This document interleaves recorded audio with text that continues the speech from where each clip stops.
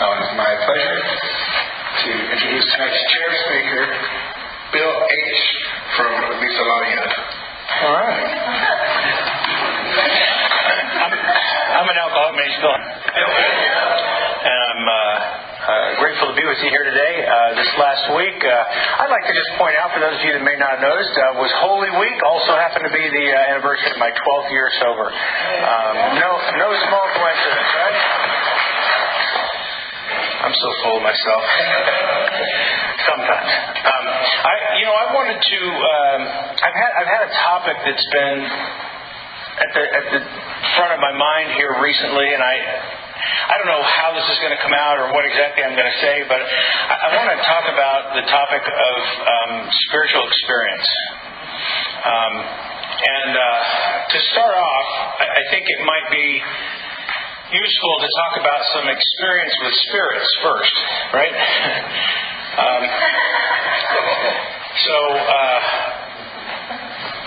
I can't say that I'm certain that I recall the first time I was exposed to alcohol. I say that because I know there were times as a toddler that, like, my grandfather would give me a little sip of what we call Papa Coke, right? My grandpa would be enjoying a beer, and he'd give me a little sip, like most people do, to kind of have fun with the kid, right? And so there was that kind of stuff. But among the first times that I remember drinking was my freshman year in high school. And I usually try to tell this story as a compare and contrast kind of model, right? So if I go back to like the 7th grade, when I was, we had a school dance on a Friday night, and it was the first of those kind of activities I was going to, and I was kind of excited about it. There was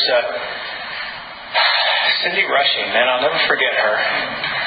Those little tortoiseshell glasses, the tortoiseshell framed glasses she had, and kind of a crooked smile. Boy, she was just a cutie. And I really had ideas about what she and I could do together. I don't know exactly what they were, but I was thinking they were going to be swell. And so I went home on Friday afternoon. I think they might have let us out of school a little bit early that day, and I went home, and I was really excited. I took a shower, and I got out of the shower, and I used my dad's razor on my peach fuzz, as the best that it was in 7th grade, and I thought I was a real man there. And I remember, I don't know if any of you guys remember this, but the first time after shaving, I put my dad's Aqua Velva on my face. Woo! Boy, that stung. And put my best shirt on and did my, we were wearing feathered hair back then. I don't know if you guys remember all that. So I went to that dance. And as I'm walking in the door, I see Cindy and her cousin was Lori, and the two of them, and there may have been some other girls around them, but they were across the room, and they were kind of talking in a circle, and it looked like Cindy kind of gazed back my direction. Right now I was at the door that was open. There was probably light coming in. She could have been looking at anything, but I thought she was checking me out. And the very next thing I noticed is she seemed to kind of be giggling.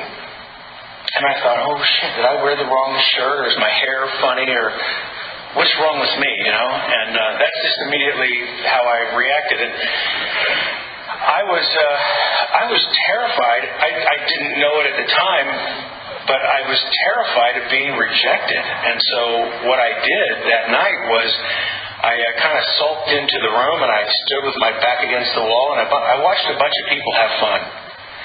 And I secretly hated every single one of them, especially the guy. Did you guys go to junior high? There was a guy that would do the robot, That was so cool. I wish I could do the robot. Everybody would stand around and watch him do the robot.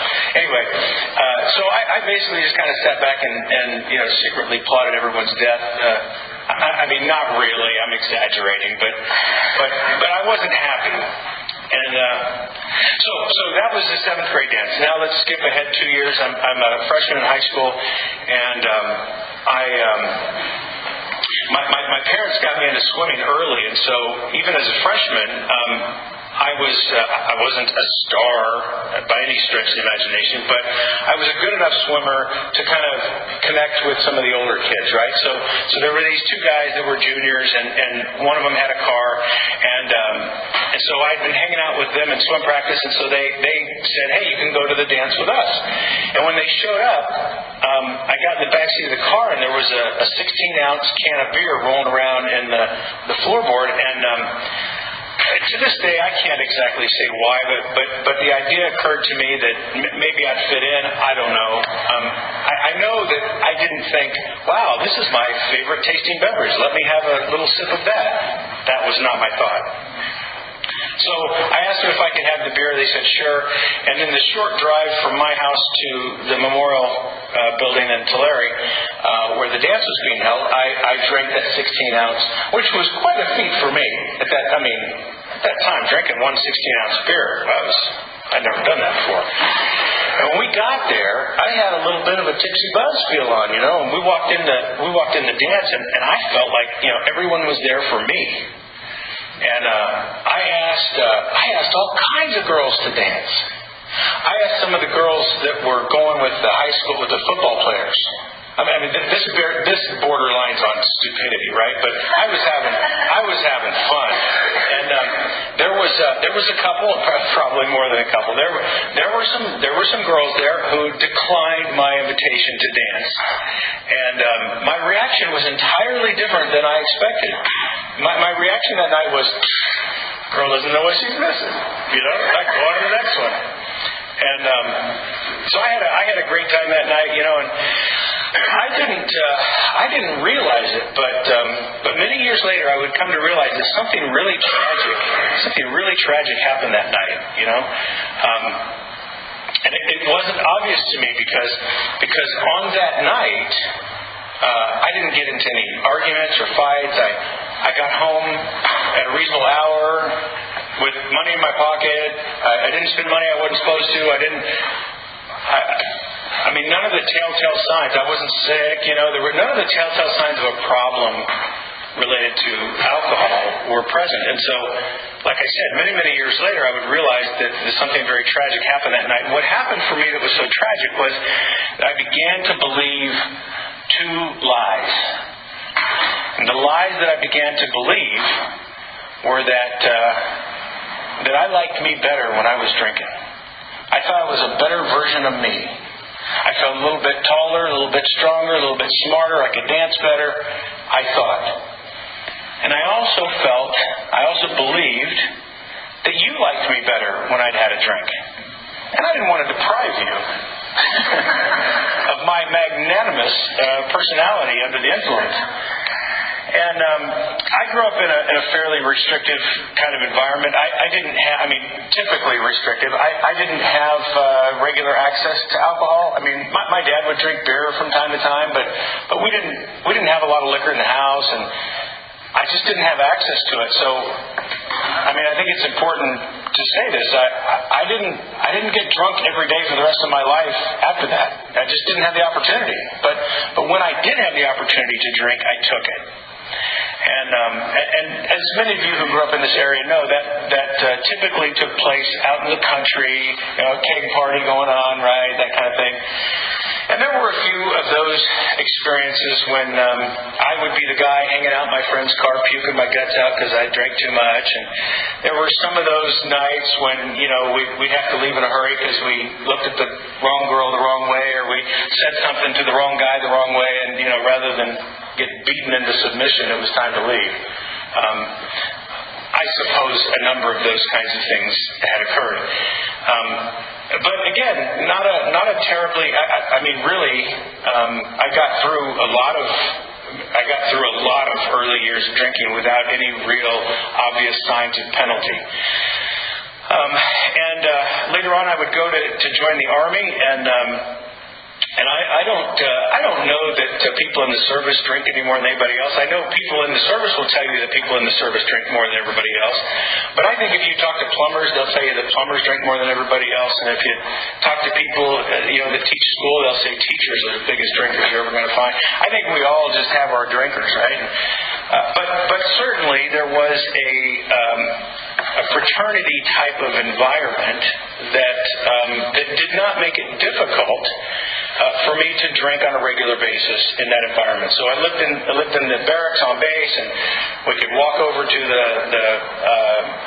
PX or whatever and get our liquor and have a good time. And it started off pretty casual. I mean, it was me and some friends would play basketball most every night, and we'd have a few beers and watch some TV and go to bed. And over a series of months, and then later into years, I ended up going over to Germany, and I was exposed to some higher potency versions of beer over there.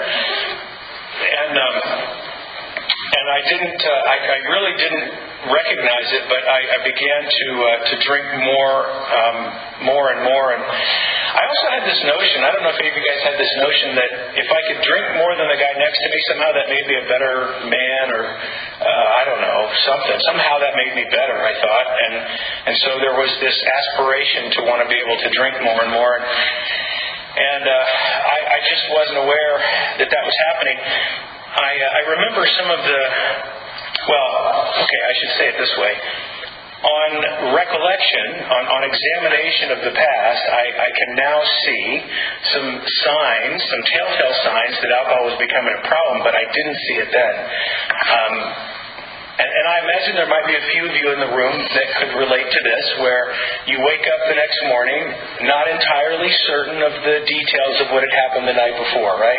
And it starts off kind of minor like that, where your friends will call you and say, "Dude, do you remember what you said to those girls last night?" And it's kind of funny. And then after a while, you don't have your friends calling you laughing about it anymore because it's getting embarrassing.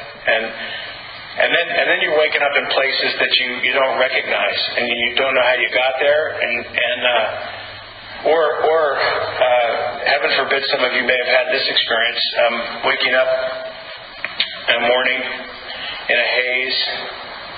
Somehow I got back to my home, so I'm in a familiar environment, but I don't know how I got here.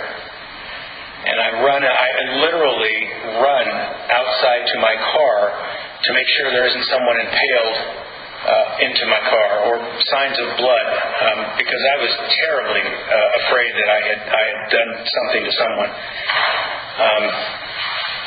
And for people that aren't like me, if they have experiences like that, the normal, natural reaction is to say, "Wow, if doing this results in that, I'm going to cut out doing this." I don't compute that way. That doesn't add up. I don't see the correlation at all. And so years and years go by, and in 1999, a buddy of mine and I decided we were going to go out on Lake Havasu, and we were going to chase some girls and have a good time. We're going to rent a ski boat, and on the way to the marina, we stopped at a grocery store. I still see it today. It's Albertsons. We're pulling into the parking lot, and this is really surreal because I can still visualize myself walking with my friend Gavin into the Albertsons, and I had this deep-seated feeling in my stomach that was saying, "This is a bad idea. Don't go forward with this idea." And I just kept walking. And we came out with the beer that we wanted. We went to the marina. We rented the boat. And I'll spare you the long details, but towards the end of that day, trying to be funny, I ended up putting the propeller through my friend. And could have very, very easily killed him instantly. Instead, I just injured him very significantly. I put 3 very deep wounds along his backside, and when I pulled him out of the water, I could see the white hip bone showing through the laceration. So, this is a serious injury, and I don't know why things happen the way they do for me, but somehow I get us back to the harbor, and the ambulance comes, and then the police come. My friend has the tremendous blessing of qualified surgeons who piece him back together. I don't honestly know to the full extent of his injuries today, so many years later, but I know he had a long period of recuperation, and he may still have some significant limitations. I just really don't know that. I got off with 2 nights in jail, so 3 days, 2 nights in jail, a $600 fine. I had to take a boat safety class, and I was ordered to pay his hospital bill. And I don't know about you guys, but that's a pretty damn light sentence. I didn't lose my driver's license. My car insurance hasn't been affected by that. By the way, if you should happen to do any of those things today, I assure you the consequences are significantly more severe. Because of this program, I got to go to Corcoran State Prison and take a meeting there, and I met me. I met a guy who did less than what I did, and he's doing a life sentence. So I'm not disillusioned about the significance of my behavior and the harm that I've done to people. That was 7 years before I got sober. And those next 7 years, while they weren't quite as graphically violent or harmful, they were every bit as harmful to everyone who was in my life. I tortured my parents who cared about my well-being. I found myself in and out of relationships with women who I would seduce into loving me, and then I would go on this trek, I guess. I don't know if you guys relate to this at all, but in the past I have had a long history of trying to win someone's affection, winning their affection, and then becoming instantly assured that once they find out who I am, they're going to abandon me, and so I'm not going to wait for that to happen. Let's just go ahead and show them my ass and get it over with and let them move on, right? That's my thinking, okay? And so I put a wife through that torture, and somehow by some miracle, my employment opportunities allowed me to move back here to this area where I was surrounded by family, and they could now see firsthand what was going on with me. And they approached me one day and they asked me if I would please accept their offer of help, and they got me at just the right time. I was worn out, man. I was tired. I'd been on a week-long binge, and I hadn't slept, and I didn't know how to get out of the mess that I was in. I knew that the price, and I don't mean just the finances, but the emotional toll. I couldn't have said it in this term then, but today I can say the spiritual toll, the physical toll, the financial toll, all of the aspects of life. It was costing me way too much, way more than I was willing to continue to pay to keep that party going. The problem is I didn't know how to stop the party. And I went away to a treatment center. I got some really great help. They offered me some really wonderful suggestions. They gave me some good education, and then I came back home to the same place that I'd left 30 days earlier, and within 7 days I was drinking. And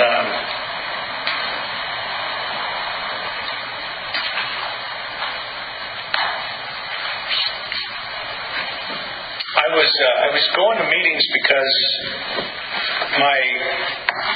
my parents were strong enough to make good on their threats. And a lot of our parents aren't.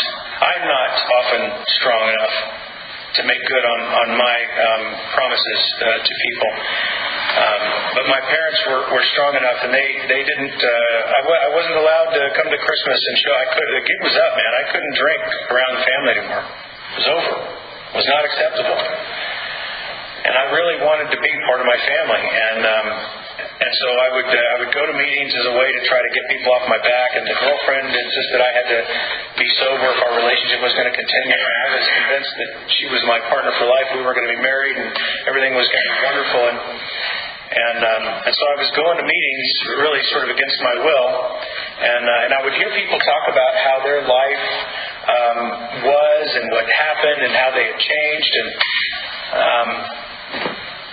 I could see that there were a lot of people who were living a life that was closer to the kind of life that I wanted to live than the one that I was, and I was a bit intrigued by that.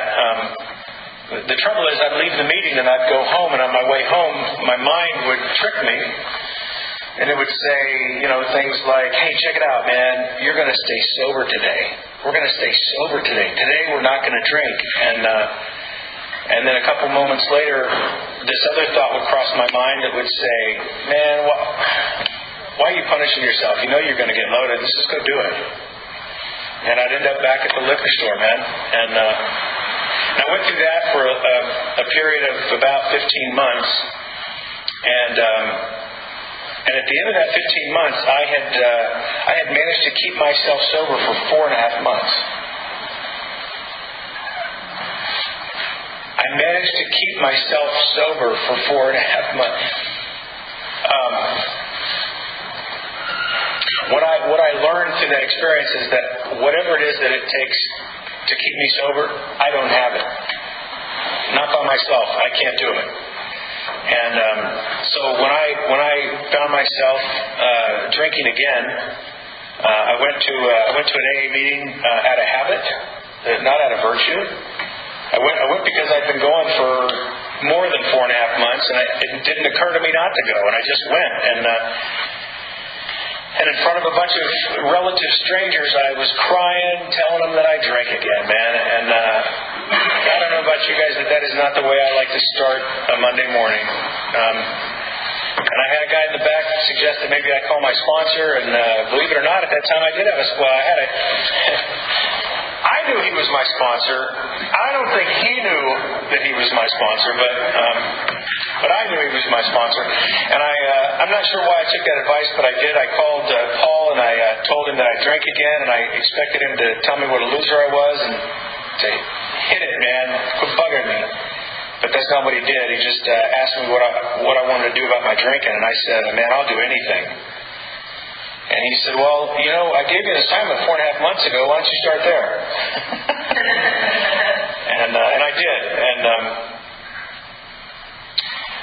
And Paul continued to give me assignments as we walked through the 12 steps. And some things that I can't fully comprehend began to happen. It all seemed like a lot of just little stupid coincidences that were happening. I'd have a problem, and I'd go into a meeting in the morning, and either the daily reflection seemed to be talking about that topic, or somebody would have just gotten through that kind of thing, and they'd be talking about how they got through it.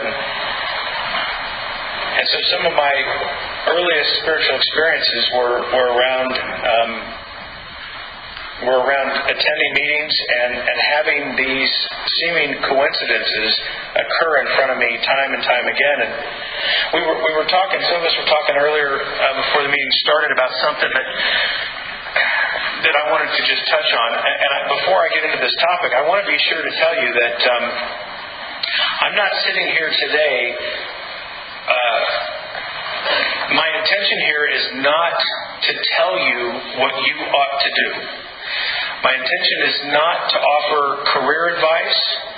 I'm simply telling you what happened for me. I don't know if the same thing would happen for you or not. But I do know that this is what happened to me. I'm not exactly sure how, but somehow through all of through the last years of my drinking, I managed to stay employed.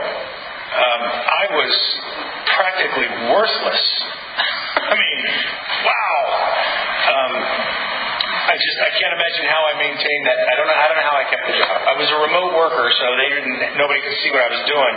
Boy, if they'd have seen me, I was just a big mess. And so I was 8.5 months sober when I got laid off.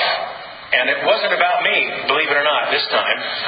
I got laid off because the company that I was working for was in the process of getting sold, and they were trimming workforce to make the balance sheet look better so they could sell the company. And I was just one of many, many people who lost their jobs finally. And so I found myself in a position where I needed to start looking for work.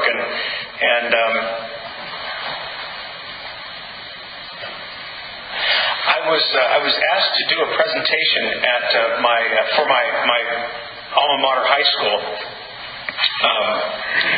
They asked me to come and present on Career Day. And the irony of the thing is that I lost the job after they asked me to do it and before the day of the event. And so at Career Day I was unemployed. Pretty cool, huh? And they paired a couple of different people with different types of jobs that they thought seemed similar to do their presentations together. And one of the guys that was presenting with me, I thought the irony was too rich. I had to share with somebody that here it is, Career Day, and I'm unemployed as a presenter. And so I told the guy that, and he goes, "Hey man, why don't you come down and talk to us?" And I ended up getting an interview with a company called Smith Barney. They don't exist anymore, but they're brokerage house. They do financial advice, career, retirement planning, and stuff like that, investments. And money has never been particularly a good topic for me, but I needed a job, and so I went down and I met with the guy, and he gave me a very basic interview, looked at my resume, and while I didn't have any directly related experience, he thought there was enough raw material to work with that, maybe he could use me. And so he invited me in for another interview, and he asked me a question, and he said, "Tell me, do people like your family and friends, do they come to you for advice?" And I was thinking, man, not lately. Ain't nobody coming to me for advice, let me tell you. I thought before I said that, and you know what? Even just at 8 months sober, because of the work that I was doing, my sisters who would not trust me with their children had again allowed me back into the lives of their children. And I don't know how it's possible, but that thought occurred to me, and I told this guy, I said, well, I've had some rough times in the last few years, but my sisters trust me with their children, and I can't think of a more valuable asset in their lives than their children. So yeah, people do trust me. And I told him that I'd had a problem with alcohol, and I told him that I'd found a new way to live. I didn't tell him I was in AA because I'm led to believe that's not appropriate. But I told him that I had found a new way to live, and that I didn't have to drink today. And he didn't know what to do with that. And most people don't. And he sent me down to Los Angeles to meet with his boss. And I met with him, and he seemed to think I was cool, so he gave me the green light, and I got the job. And we were talking earlier about being honest. And sometimes we're afraid of the past. We're afraid of our own past. And look, I don't want to offend anybody here, but I'm going to take a swipe at it. When I drank, I got ideas about doing lots of other things that I thought would be fun, and one of the things that I thought would be fun was to use substances such as non-habit forming methamphetamine.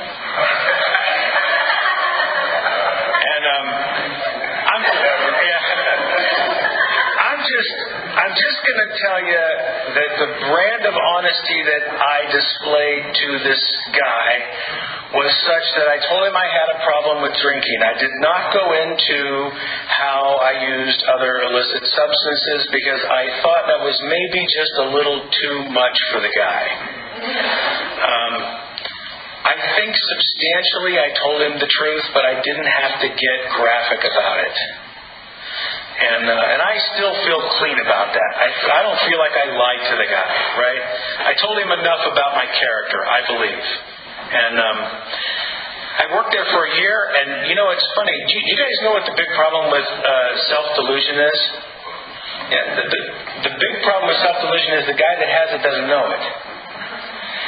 At 9 months, this guy that hired me brought me into his office and very, very calmly, very nicely reviewed my progress to date. He pointed out that while I was making some progress, most of my peers were doing much better than me, and that there was an expectation of performance that went along with the job.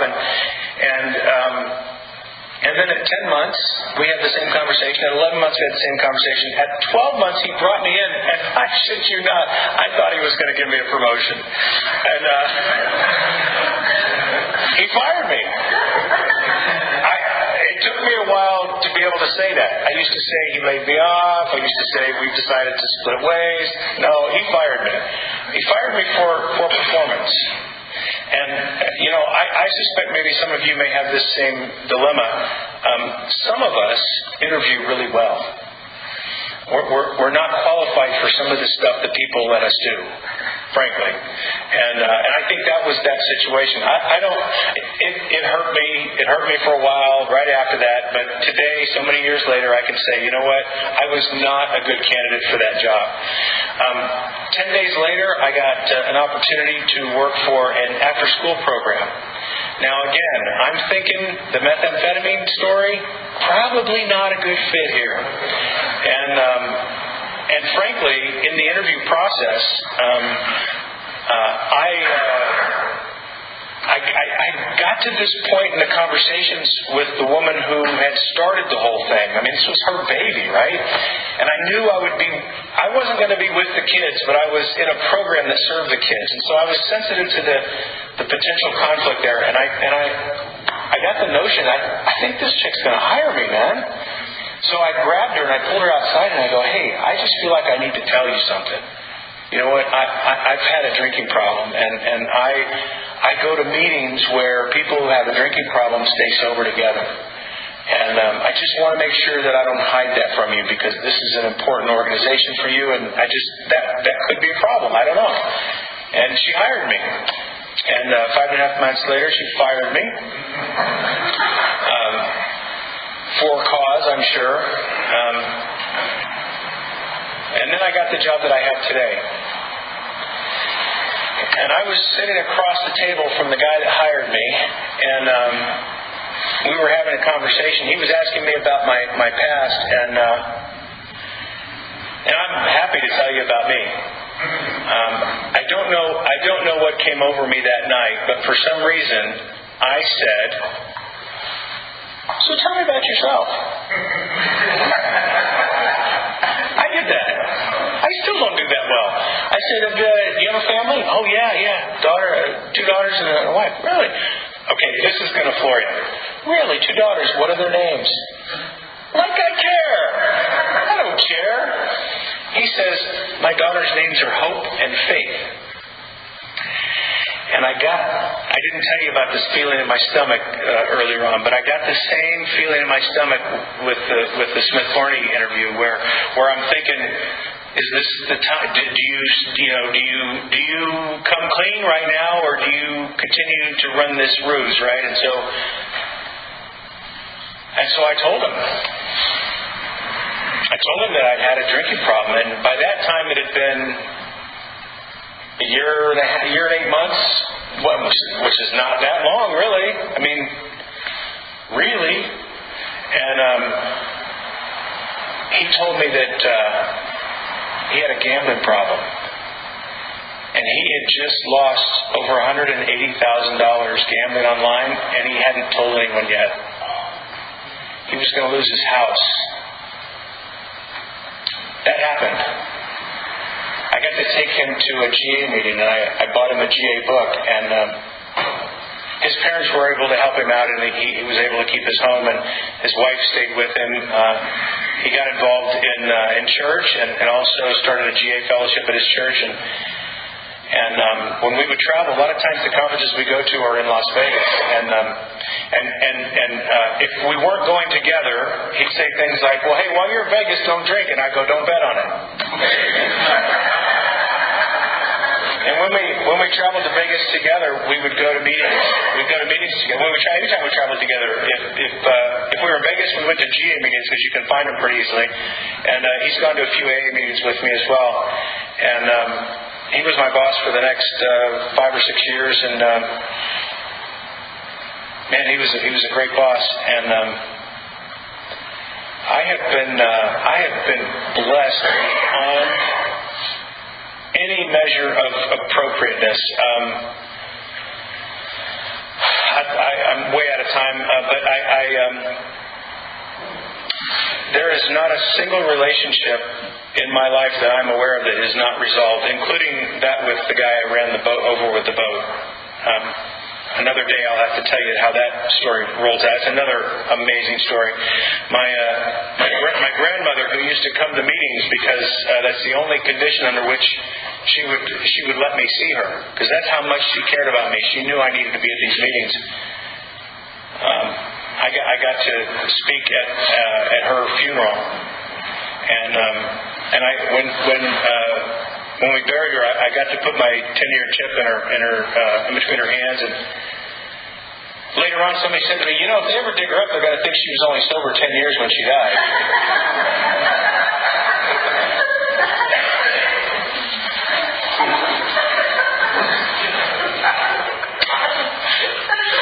Anyway, I don't know what lays ahead for you guys.